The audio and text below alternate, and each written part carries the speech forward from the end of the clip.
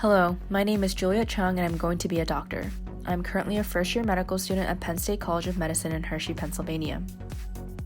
One of the most memorable experiences that sparked my interest in a career in medicine was as a volunteer EMT. The sound of the racing cars overlapped with the sound of people rushing around.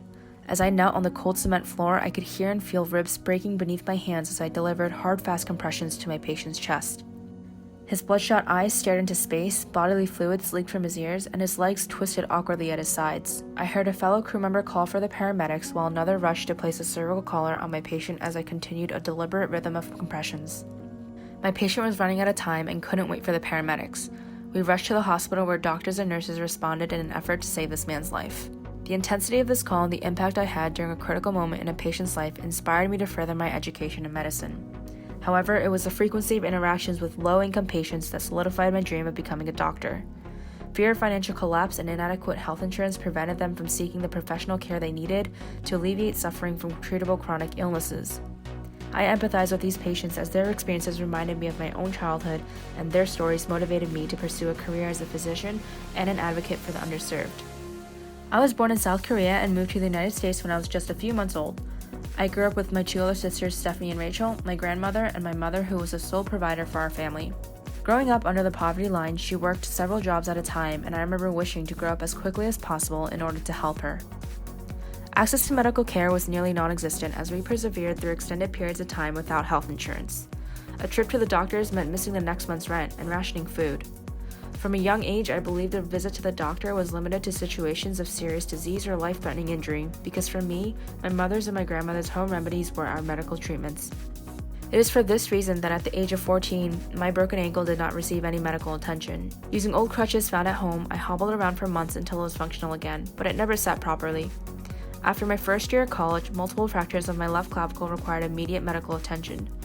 I was rushed to the hospital for the diagnosis. However, due to complications with Medicaid, I waited 3 weeks for corrective surgery. For the first time, I realized proper medical attention prevented me from months of pain, and of course, that a broken bone cannot be correctly set with an ace bandage and crutches.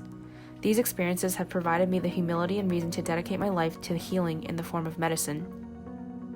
My personal and academic journeys have afforded me unique perspectives on life and the motivation to pursue dreams that may have seemed out of my reach. As a first-generation college student, I endured many obstacles through education. Below average income meant below average schooling, but I worked hard to gain acceptance to Lehigh University. After I graduated from college, I had the opportunity to enhance my knowledge of science and medicine working at the Children's Hospital of Philadelphia in the orthopedic research department. During these 2 years, I also actively prepared to apply to medical school, as well as work as a second job as a server to help support my family. My experiences as a volunteer EMT confirmed that my purpose in life was to become an advocate for the underserved and vulnerable populations as a physician. I identify with the patients that fear their financial situation over their inarguably more important health status. My empathy grew for these patients as I witnessed not only their physical suffering, but also the consequence of their complicated relationship with our medical system and the barriers impinging on their ability to access and receive care. The issue of the United States medical system is undeniably complex, but as a medical professional, I will make every effort to level the disparity among economically wealthy and underprivileged communities by providing high-quality medical attention regardless of the patient's race, ethnicity, gender, and socioeconomic status. I was not given the opportunity to meet with the surgeon who performed my collarbone surgery till weeks after the procedure, and at the time, I didn't think much of it. But now I know that I was a patient that fell through the cracks of the system. I promise to become a doctor that will take steps to ensure that every patient I encounter will not fall through the cracks of a broken healthcare system. To be a physician is to be a healer. I believe there's more to healing than performing surgeries and prescribing medications to treat a disease. I hope to serve patients by listening, building a relationship filled with trust, and treating them as I would like to see my loved ones be treated. The source of my tenacity and motivation comes from my family and the critical need for empathetic doctors.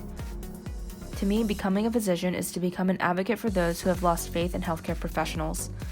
Keeping this in the forefront of my mind, I hope to help my patients successfully navigate the system to receive the care that they need so that a trip to the doctor's office does not mean no food on the table or a loss of a roof over their heads.